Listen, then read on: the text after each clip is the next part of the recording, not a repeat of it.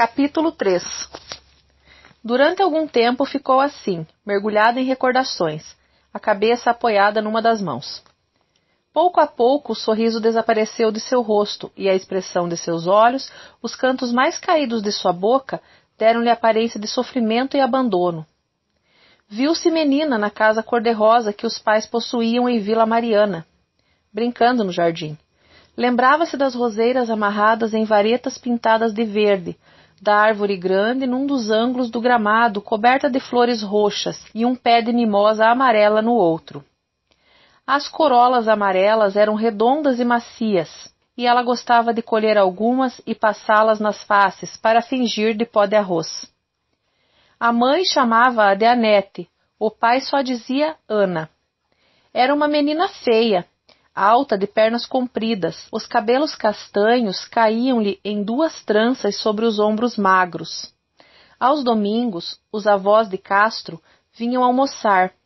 O sobrenome servia para distingui-lo dos outros, os Noronha, pais de seu pai. Assim que chegavam no portão, ela corria a tomar a bênção, beijar as mãos dos 2. O avô, um velho forte, atarracado, carregava entre os dedos enrugados uma bengala com castão de ouro e marfim. Ana tomava a bengala para guardar. Entrando com ela, passava repetidas vezes o castão de ouro no rosto, a fim de sentir-lhe a aspereza. Era uma sensação gostosa. A avó, alta, fina de corpo, sempre bem vestida. Sob o casaco preto de gorgorão, via-se a blusa branca, de renda. Os 2 velhos recendiam a água de colônia e distribuíam balas às netas. O avô sempre se queixava de que a água de colônia já não era tão boa. Os lenços não guardavam o perfume. Não era como antigamente, quando voltavam da lavanderia ainda cheirosos. Hoje tudo desaparece depressa, dizia a avó num resmungo. Pois não, concordava o avô, abrindo o lenço de batista alva e dobrando-o de novo, cuidadosamente, antes de repô-lo no bolso. Nos dias de verão, a avó usava um leque pintado à mão com figurinhas de Watteau. Quando falava, abanava-se lentamente. Parecia acompanhar o ritmo do abano com o das palavras. Às vezes, deixava o leque sobre uma cadeira ou um móvel. Esquecia-o ali. Depois dizia a uma das netas: procure as minhas pastorinhas de Watteau. Quando os velhos chegavam para o almoço, os criados comentavam na cozinha: aí vêm os fidalgos. Ana ficava orgulhosa. Seus avós eram fidalgos, os últimos. Onde existiram outros como aqueles? Nem a outra avó, tão rica, era bonita e elegante como aquela. Um dia, às escondidas, a menina tomou água no copo que ela usara e fez um voto: para eu ficar bonita como vovó Maria. Sabia que era feia e queria tanto ser bonita. O avô às vezes parecia divertir-se à sua custa. Dava-lhe tapinhas no rosto e perguntava: como vai esta feiurinha? Ana sorria, em resposta fingia achar graça. O fingimento era sua melhor arma, mas sofria. Tinha ímpetos de perguntar confidencialmente: sou de fato muito feia, vovô? Como não tinha coragem de perguntar, ria, ou fazia caretas para o avô. Não faça assim, repreendia a mãe. O avô ameaçava: deixe de fazer caretas, fica ainda mais feia. A todo momento o avô olhava as horas.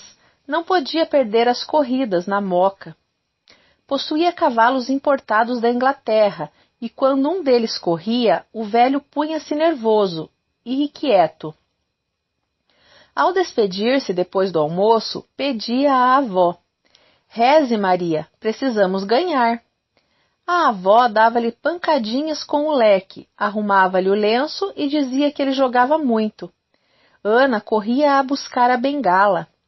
Está aqui, vovô. Quero que tenha muita sorte. Ele sorria para a neta e saía num passo firme. A avó ficava olhando do terraço, boca apertada e a testa franzida, ar de aborrecida. O terraço da casa cor-de-rosa dava para o jardim dos fundos, onde velhas palmeiras deixavam cair suas folhas sobre os canteiros. Junto era a sala de estar, onde a mãe passava os dias. Amplo, com sofás, poltronas e cadeiras de balanço, das mais antigas.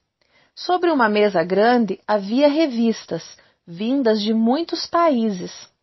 Quando Ana queria escutar conversa dos adultos, ficava ao lado da mesa, folheando aquelas páginas escritas em línguas que ela não entendia. Mas se ventasse, ela esquecia as conversas e as revistas, e ia ao terraço olhar os leques das palmeiras que abanavam as flores do canteiro.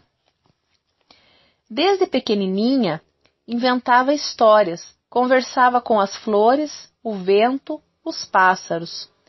As palmas das palmeiras abanam as rosas.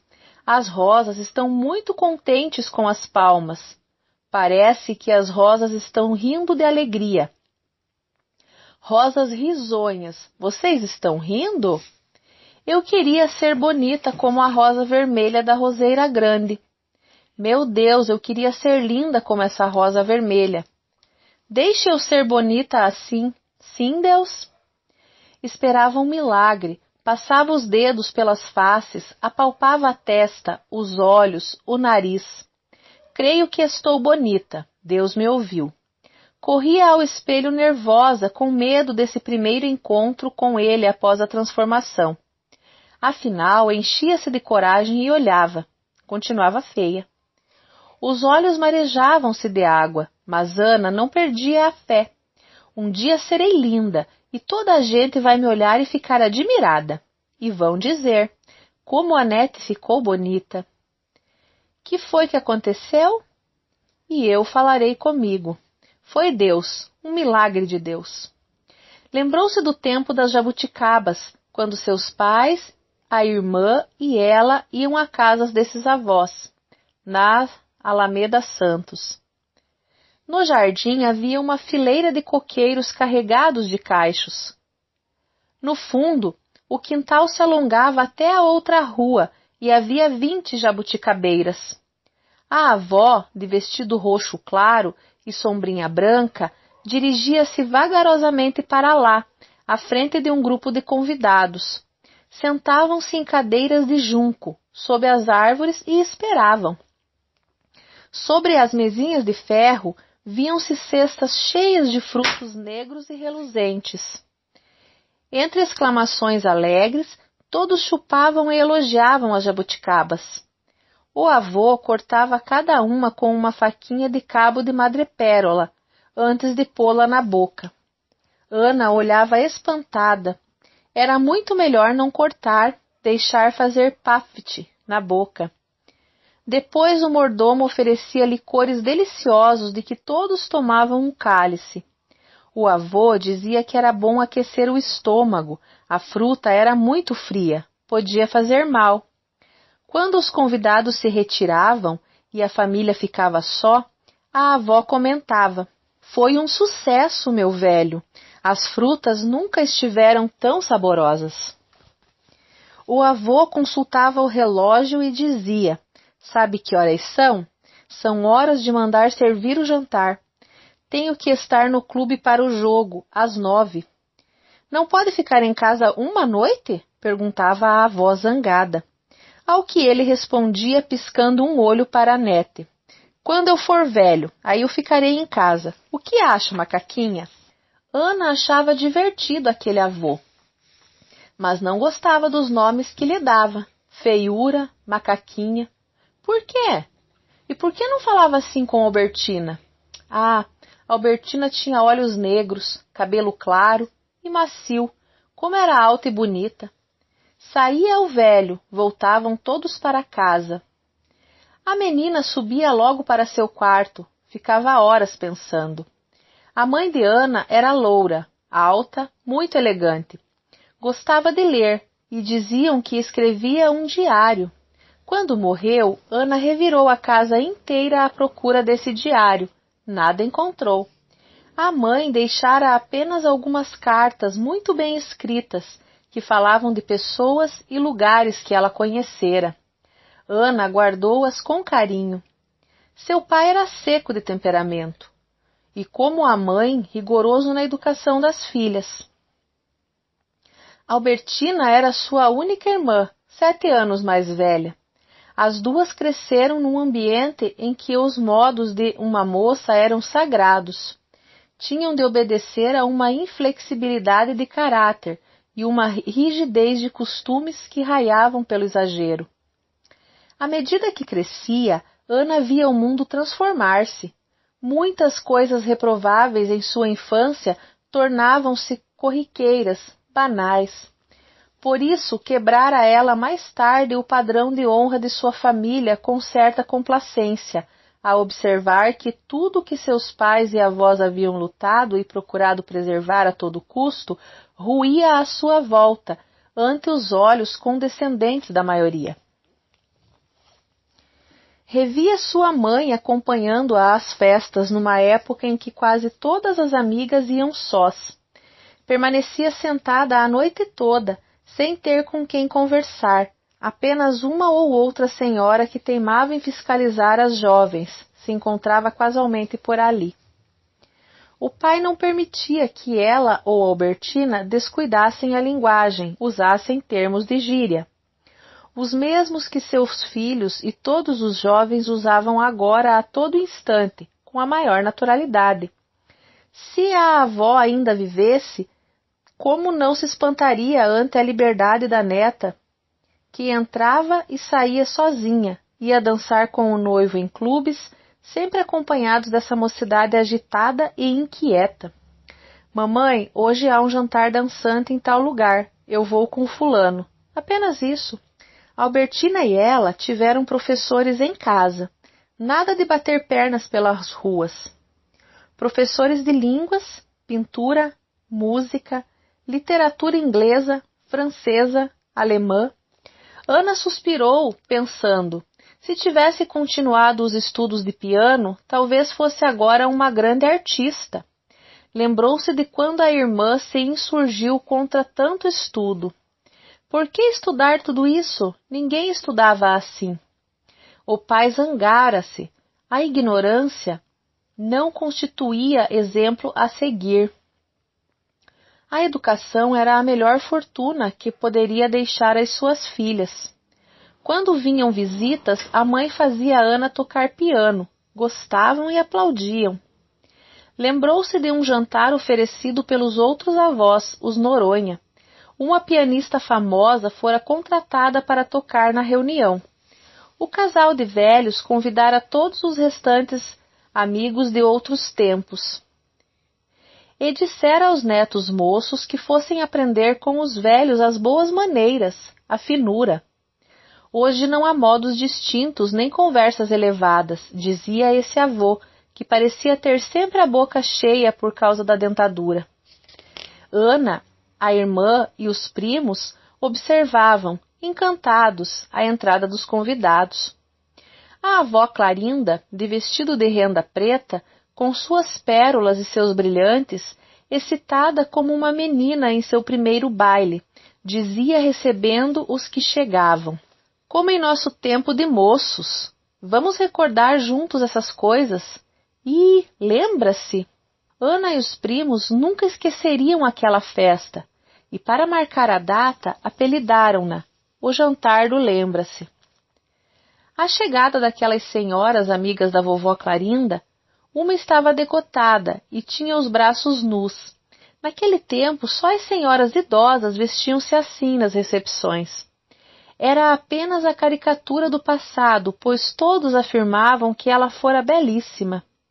O rosto, agora, uma máscara de branco-vermelho, e de seus braços caíam carnes moles, como se fossem bambinelas. Seus dedos carregavam grandes esmeraldas.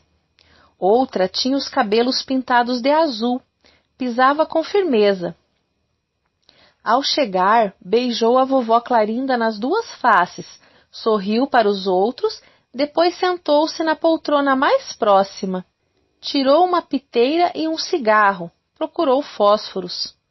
O avô acendeu-lhe galantemente o cigarro, falou qualquer coisa. A recém-chegada referiu-se a Viena, onde residira há muito tempo com o marido diplomata. De repente respondeu com voz aguda a uma pergunta do avô Noronha. Eu falo de Viena daquele tempo, meu caro Noronha.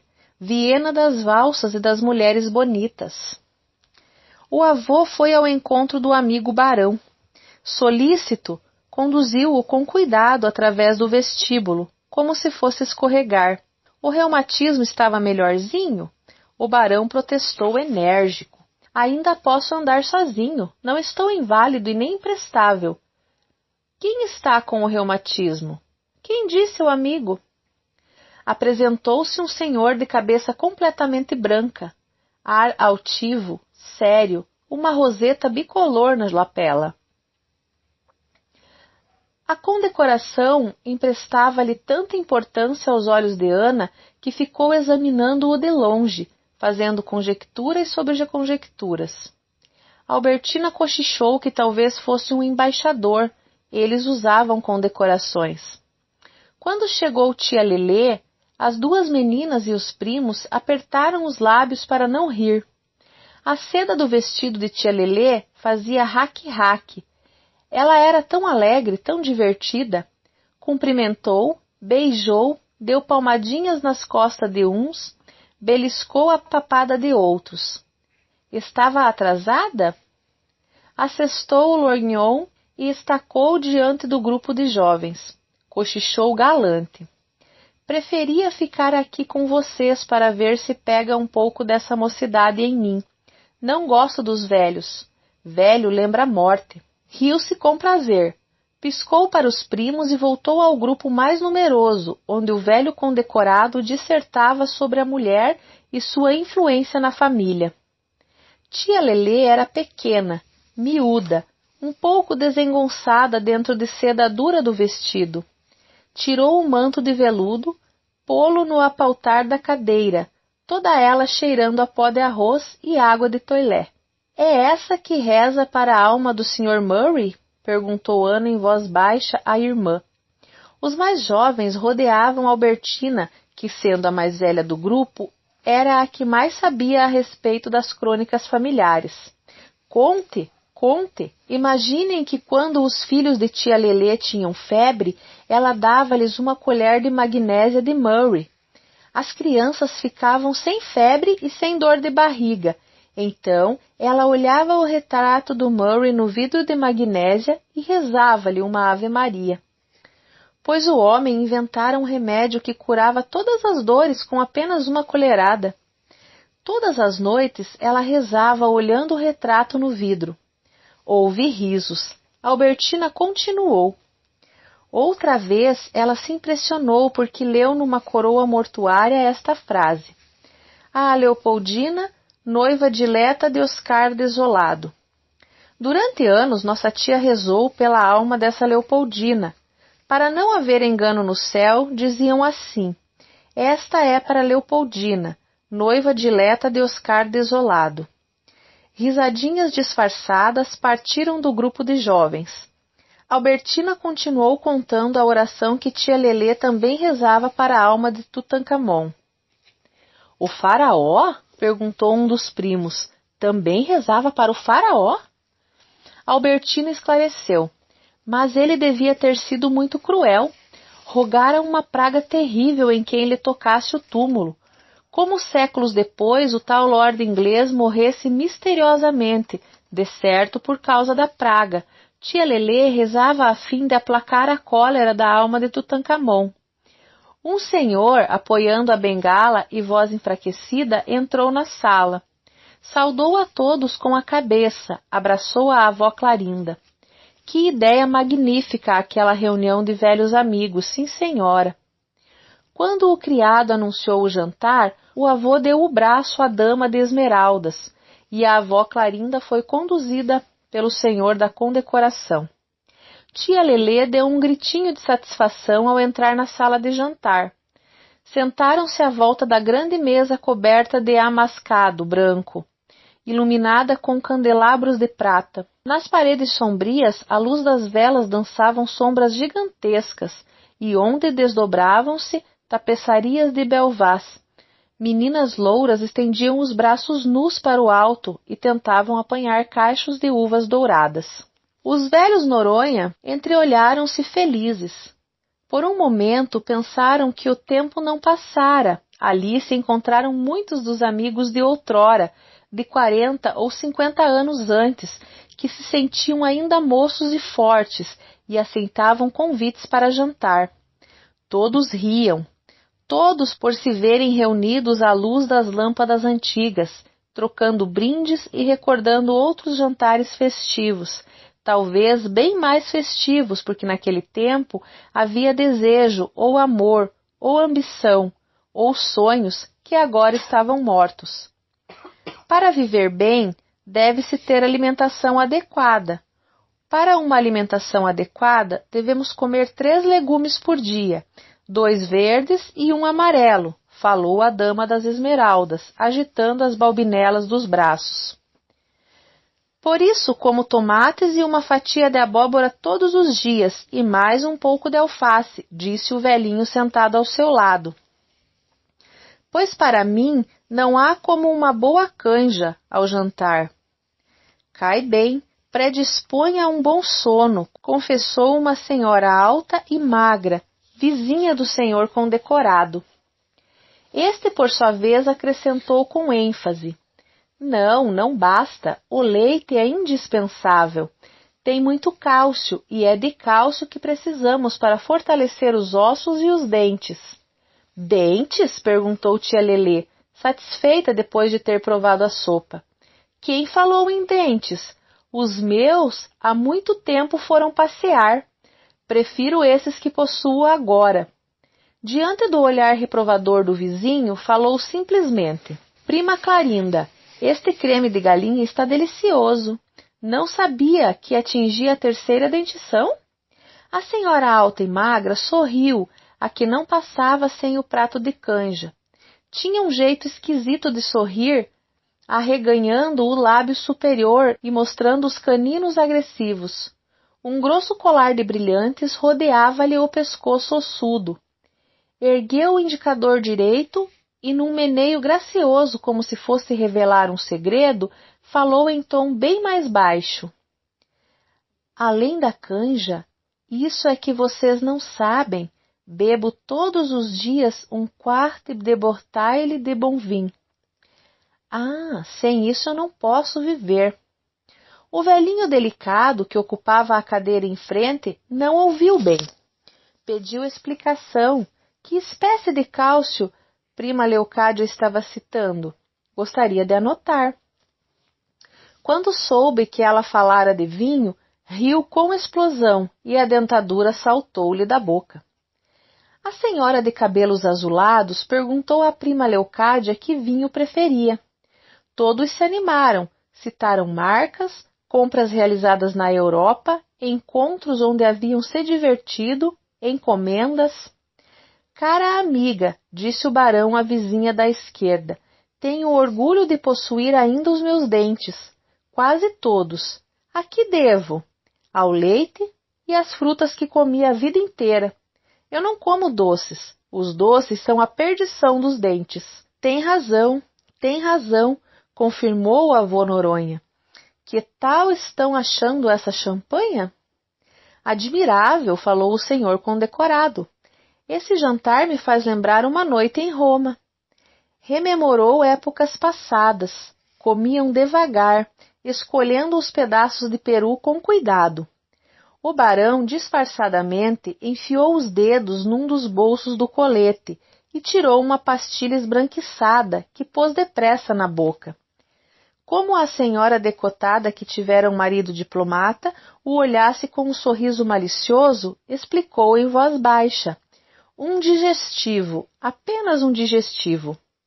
O lognon em riste, tia Lelê perguntava o que havia naquela farofa que dava ao peru um gosto diferente. Repetiu a farofa. O avô recomendou. Não há pressa, a pianista só vem às 11. No fundo da sala de jantar, numa mesa redonda, Ana, a irmã, os primos, jantavam e observavam o jantar do Lembra-se.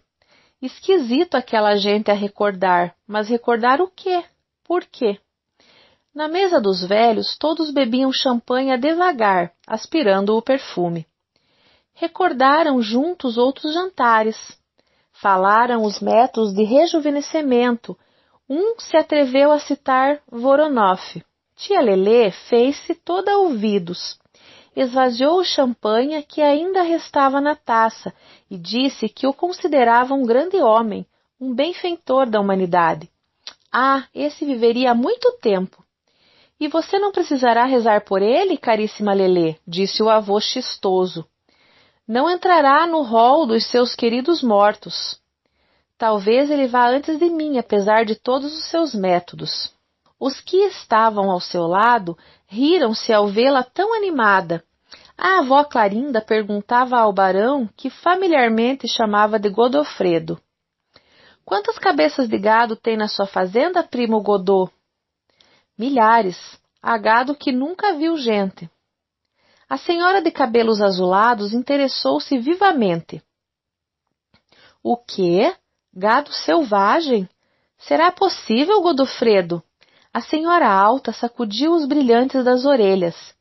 Os tempos estão mudados. Minha neta solteira tem apenas 20 anos. Disse-me outro dia que preferia conversar com homens casados do que com os solteiros.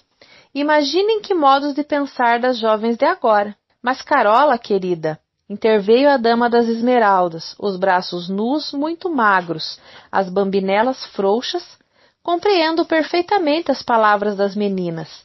Os rapazes de hoje só falam de tolices, de futilidades. Lembra-se do nosso tempo? Perguntou a avó de mansinho. Moça solteira não falava assim, e falava pouco. Ah, que finura, que distinção naquele tempo, a vida era um prazer. A politesse francesa, minha cara, cortou o senhor da condecoração, bebendo mais um gole de vinho. Está excelente. A avó continuou. Nunca me esqueço da primeira vez que vi velho sem colete. A cinta de couro segurando-lhe as calças. Ia assim vestido a uma festa em casa de amigos, imaginem. Não pude deixar de perguntar. Você vai assim a essa reunião? Vai dançar com essa cinta de couro na barriga? Meu neto riu, respondeu que sim. Agora ninguém mais usa colete. Novos tempos, falou o barão. E a linguagem? Perguntou a viúva do diplomata. Sabem como a minha netinha se referiu outro dia aos estudos? Disse, ando tão cansada, tenho estudado para burro. Os que estavam próximos sentiram arrepios de horror. Silenciosamente, os criados trouxeram o pudim de laranja com uma rosa espetada em cima. Despertou olhares gulosos e tia Lelê assestou o lergnon sobre a rosa. Ah, meu pudim predileto! Lembra-se, Godofredo? Voltou-se e explicou ao velho delicado sentado em frente. Eu e o barão somos velhos amigos e parentes. Serviu-se do pudim e mastigou com cuidado e volúpia pedaços reluzentes. Outros serviram-se com fartura de torta de nozes. Dizem que essa linguagem horrível é reflexo da guerra. Não sabem a quem culpar, culpam a guerra, observou a dama das esmeraldas. Pior que tudo, ao meu ver, é esse penteado de à la garçon. Dessa vez quem falou foi uma senhora miúda de óculos, que trazia um broche de brilhantes na blusa. Usava uma bengala fininha com castão em forma de arco do triunfo. Ao sentar-se, pusera-a junto do encosto da cadeira. Quando falava com animação, puxava a bengala e parecia querer brandi-la sobre as cabeças encarnecidas. Não, prima Constança, falou a avó. O mais triste é a diferença de São Paulo de hoje. Não se conhece ninguém mais. Uma estrangeirada, uma cidade sem encantos. As cidades grandes nunca têm encantos, afirmou categórico o velhinho delicado à direita da avó. A dama da bengala acudiu com veemência. Paris nunca deixou de ter encantos. Tem razão, concordou o barão. Ah, A Paris da nossa mocidade, suspirou o cavalheiro de condecoração. Lembra-se, Constança, do ano da exposição? Sim, ela se lembrava e enterneceu-se ao recordar. 3 ou 4 presentes fizeram coro. Também se lembravam daqueles dias. Um falou da Feira Internacional, outro nomeou personalidades, suspiraram saudosos. O barão referiu-se aos cavalos de raça que haviam trazido a São Paulo nessa época e aos famosos exemplares de puro sangue e 3/4 de sangue inglês e árabe que criara na sua fazenda floresta. Houve breve silêncio. Parece que não há mais gente como nós. Tudo está tão diferente nessa cidade cosmopolita. Suspirou a senhora de caninos agressivos. Somos os últimos fidalgos, lembrou o avô. Esqueceram o assunto diante das frutas que o copeiro oferecia. Beliscaram com delicadeza. A maioria não aceitou. Não compreendo as danças, falou a senhora de bengala. Eu não compreendo a música, falou o velhinho delicado. Não tocam mais valsas, cantou uma voz de protesto, tia Lelê. Eu não entendo a linguagem. Dizem termos horríveis a todo momento, falou o avô. Mocidade sem alegria, nada os satisfaz. São incontestáveis, disse o barão. Não os compreendo. E quem os compreende? Quem? Perguntou a senhora magra, mostrando os caninos agressivos, furiosa. A avó convidou-os para irem ao salão. Era a hora do café. Sombras imensas projetaram-se nas tapeçarias. As meninas continuavam a esforçar-se para alcançar as uvas douradas, num esforço vão. Sorviam o café aos poucos, saboreando. Ao depor sua xícara na bandeja, o barão virou-se para o avô. Na sua voz de falsete, cofiando os bigodes grisalhos e forçando o ar jovial, perguntou: Sabem com quem me encontrei há 2 semanas num jantar na casa do meu irmão? Fez uma pausa e, como o avô Noronha o olhasse intrigado, esclareceu. Lembra-se do nosso Pangloss de saias? Era ela. O dono da casa disfarçou um arroto com as costas das mãos. Franziu a testa num esforço de memória e explodiu. Nossa, Candide! Imaginem! Tudo vai bem no melhor dos mundos. A avó perguntou de quem falavam, não se lembrava. Tia Lelê, o senhor da condecoração, a dama das esmeraldas também quiseram ouvir pormenores. O avô sorriu, gente desmemoriada. Só ele e o Godofredo pareciam ter perfeita lembrança das coisas. O barão adiantou. A Eurídice, não lembram-se da Eurídice? A que tinha cabelos azuis aproximou-se pressurosa. Ah, sim, me lembro, agora me lembro. Voltou-se para a amiga da bengala. O barão encontrou a Eurídice, veja só. O barão ajuntou, baixando a voz. Cá entre nós, achei a velha como nunca. Uma carcaça, uma múmia. Escura como ela sempre foi, só pode ser múmia hindu, falou tia Lelê. O senhor da condecoração expeliu a fumaça do charuto, ficou olhando as volutas se dissolvendo no ar. Falou pensativo. A Pangloss extraordinária. E eu já a julgava morta. Era uma mulher de um otimismo revoltante, continuou o barão. Um dia fui visitá-la, estava se travando a batalha do Marne. Eu estava bastante apreensivo, como todo mundo. Pois ouçam o que ela me disse. Acalme-se, meu caro, são só uns tirinhos mais, não tem importância. Insisti. Talvez a batalha fosse decisiva e a guerra acabasse de uma vez. E ela, que guerra? Isso não é guerra. Para mim, guerra foi mesmo a dos 30 anos. Isso que vocês chamam de guerra é briguinha. Qualquer dia o Kaiser e o Poincaré fazem um acordo e está tudo acabado. Chamar de briguinha uma guerra que exterminou milhares de soldados? Francamente. A hilariedade foi geral. Todos pensavam naquela mulher otimista até a incongruência, para quem tudo estava bom, nada de mal ia acontecer.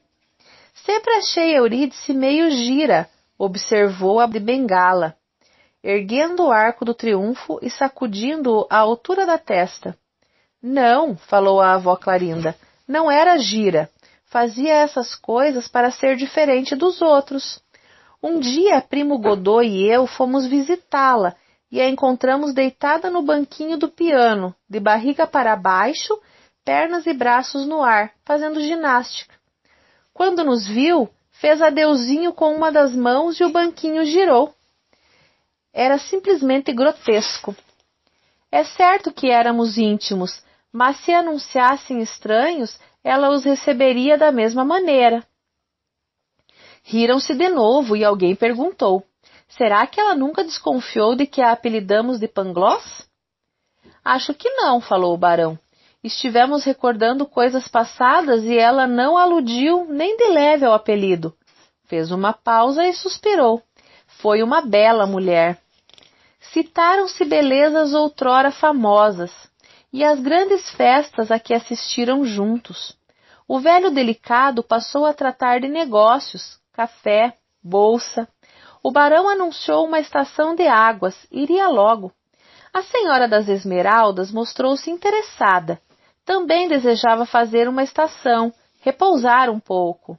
Quando o avô Noronha se preparou para lhe dar informações acerca dos balneários, o criado anunciou a pianista.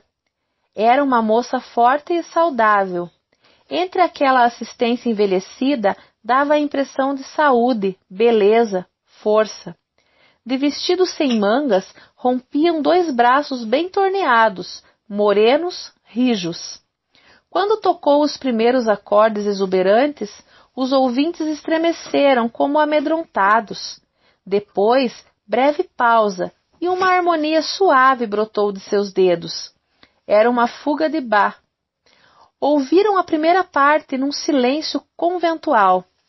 Na segunda, quando a pianista atacou a fuga em cheio e as notas se sucediam numa continuidade de pombos em revoada, começaram os cochichos, uma tossezinha aqui, outra ali, movimentos de pernas, bengalas escorregando, tilintar de pulseiras. No intervalo, elogiaram calorosamente a música e a intérprete.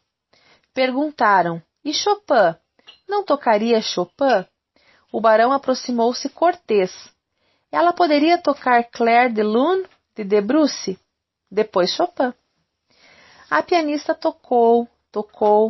De longe, Ana acompanhava toda aquela agitação. Era como se lhe abrissem uma grande porta para a música e ela entrasse por ela com passos decididos. Aquela moça que batia no teclado com as mãos e cujos dedos pareciam multiplicar-se a certos momentos, parecer 40, 50 e não apenas 10. Aqueles sons, meu Deus, que escapavam de sob aqueles dedos, ora graves, ora suaves, ora breves, ora se alongando. Tudo aquilo a deixava inquieta e feliz ao mesmo tempo. Precisava estudar piano seriamente. Foi-se chegando. De pé ao lado do piano, uma mecha de cabelo caída sobre a testa. Ela não tirava os olhos do teclado. Será que percebiam a sua agitação? Nunca sentira antes, como fora de si. Não deixaria passar um dia mais sem dedicar com afinco a aquele instrumento maravilhoso. Os olhos sonolentos, mas o espírito atento, não perdia uma nota, um acorde daqueles 40 dedos que adejavam, afloravam, baixavam, acariciavam e socavam o teclado branco. O coração de Ana, como um tambor, batia ao compasso da música. Tan, tan, tan. Ela tinha a sensação de se transportar a um outro mundo, a volúpia de uma inesperada e deliciosa descoberta. Quando a pianista terminou o Luar de Beethoven, a menina estava debruçada, os braços finos apoiados no piano. Seu rostinho miúdo e claro parecia pedir: toque mais. E o tamborzinho em seu peito continuava o ritmo acelerado. Tan, tan, tan. Ruído de palmas. Ela não aplaudiu, ficou parada ali, à espera de que aquilo continuasse. O velho meio surdo acordou ao ruído das palmas. Bateu-as também com calor. Disse com ênfase: "Bravo! Bravo!" O senhor da condecoração pediu com ar entendido: "Uma valsa de Brahms?" "Não, não", protestaram alguns. "Chopin. Agora só Chopin." A pianista começou a tocar. Ao embalo de um noturno, alguns cochilaram. A cabeça do barão pendeu para a frente, foi encostar-se nas mãos que seguravam a bengala. Dona Clarinda Noronha fazia sinais aflitos ao marido para que acordasse o barão. Não o deixasse dormir assim, era feio. Os que se achavam nas proximidades ouviram-lhe os roncos, suaves quando Chopin vinha de mansinho em pianismo, mas quando se enfurecia nos acordes patrióticos de Polonaise, o barão se aprumava, picarreava discretamente e sorria, num meneio de cabeça como a aprovar a música. Um fortíssimo despertou-o de vez e ele endireitou o corpo. Passou o lenço pelo bigode pontudo. Às 11 horas, o senhor Noronha mandou servir a champanha. Só a pianista bebeu. Um queixou-se de ligeira azia, outro tinha inesperada enxaqueca. A dama das esmeraldas cortou o ar com uma voz tonitruante. Nada disso, Monverx. Depois do jantar, nada de bebidas. Estou um pouco cansada. Sabe que é? Debruçou-se ao ouvido do dono da casa e segredou. É velhice. Não fale essa palavra execranda, ralhou o avô, acariciando-lhe o braço. Temos o espírito moço, e é o que vale. Tia Lelê e a senhora do cabelo azul aproximaram-se. A primeira perguntou. Bem-vinda está perguntando por que puseram o apelido de Pangloss na Eurídice. Francamente não me lembro. Isso foi há tanto tempo. O avô respondeu dirigindo-se à segunda. É o Candide, de Voltaire. A dama do cabelo azul repetiu vaga. Voltaire? Ah, pois fui tão amiga de Eurídice, nunca me ocorreu isso. Apenas me divertia quando vocês a chamavam assim. O avô suspirou, olhou de esguelha para o barão. Um olhar como a dizer, essas mulheres, não têm cultura nem lógica, nada. 40 anos depois, aqui vem esta dama inquirir por que chamamos Eurídice de Pangloss. O barão aprendeu-lhe o pensamento. Sorriu irônico, piscou um olho e fez um arabesco com a bengala sobre o tapete. E a senhora de caninos salientes sugeriu. E se pedíssemos à moça para tocar um pouco de música ligeira, Strauss? Voltaram ao passado quando a pianista entrou no bosque de Viena e percorreu as margens do Danúbio Azul. Ficaram ali, cabisbaixos, bebendo a melodia, recordando, revivendo. Um suspirou lânguido, outro lembrou do baile das bodas de alguém. A senhora de bengala encostou a boca no arco do triunfo, semicerrou os olhos sonhadora. A avó, com os pezinhos miúdos, batia os 3 tempos no tapete e sacudia a cabeça. Tia Lelê cochichou para a senhora decotada que aquilo sim era música. As outras muito sérias demais. O velhinho delicado olhava, extasiado, os braços roliços da artista.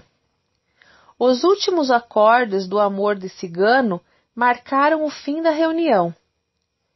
Festa maravilhosa, disseram os convidados, arrastando as pernas hesitantes e saindo para a noite estrelada. Foi tão agradável esta reunião de velhos amigos, falou a avó ao avô, quando se retiravam para os aposentos. Sim, gostaram, disse o velho num bocejo. Mas estão muito velhos, não apreciam mais as mesmas coisas como antigamente. Esfregou o estômago. Sinto um peso aqui. Será que comi ou bebi muito? Não, meu caro, eu quase nem comi nem bebi, e o meu reumatismo já está dando sinal? Agora é no braço direito, deve ser a umidade. Creio que também estamos ficando velhos, isso sim. O salão na penumbra, Ana correu a sentar-se no piano. Sozinha diante do teclado, terminou o concerto imaginário. Levantou-se depois, inclinou-se para a frente e para os lados, agradecendo. Vovô Noronha e vovó Clarinda estavam mortos. Mortos também estavam todos os velhos amigos. No lugar onde existira aquela casa senhorial, erguia-se um prédio de apartamentos. O salão onde a pianista tocara era uma loja agora, de armarinhos, e onde fora a biblioteca havia uma tinturaria. Das árvores, das flores, mais nada. Ao menos nada restou, pensou Ana, antes assim do que ver aquela casa arruinada. De súbito voltou à realidade ao ouvir um toque de campainha que ecoou pelos fundos da casa. Com um sacudir de ombros, pensou de novo no casamento da filha.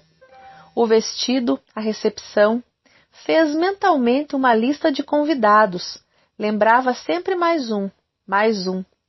Imaginou a filha recém-casada, viajando abraçada ao marido. A primeira noite. Fechou os olhos novamente. Passou a mão pela testa. Não queria pensar naquilo. Todo o mundo casa. O mundo não vem abaixo por causa de uma noite de núpcias. Teriam filhos logo? Com esses casaizinhos modernos nunca se sabe. Pensou no marido. Estevão entrando na igreja de braço com a filha, orgulhoso. Vera feliz. A cauda, de cetim e renda. A cauda se arrastando pelo chão. Cássio Moura no altar, nervoso. Todos olhando, senhoras com lindos vestidos. E ela, Ana, elegantíssima. Que cor escolheria? Tia Hortência poria a medalha de pérolas. Cristina e Andréia chamariam a atenção, graciosas, seriam um sucesso. E a Albertina? Ana deu um suspiro fundo. Meu Deus, e a Albertina? A irmã viria ou não assistir ao casamento da sobrinha? Sua irmã não a perdoaria nunca? Se ao menos Albertina procurasse compreender que ela sofria, passara anos sofrendo, fingindo uma tranquilidade que não sentia. Bem instalada na vida, com um marido exemplar e carinhoso, não poderia entender o drama de Ana? Suspirou de novo profundamente. Contou nos dedos. 3 dias para a sexta-feira.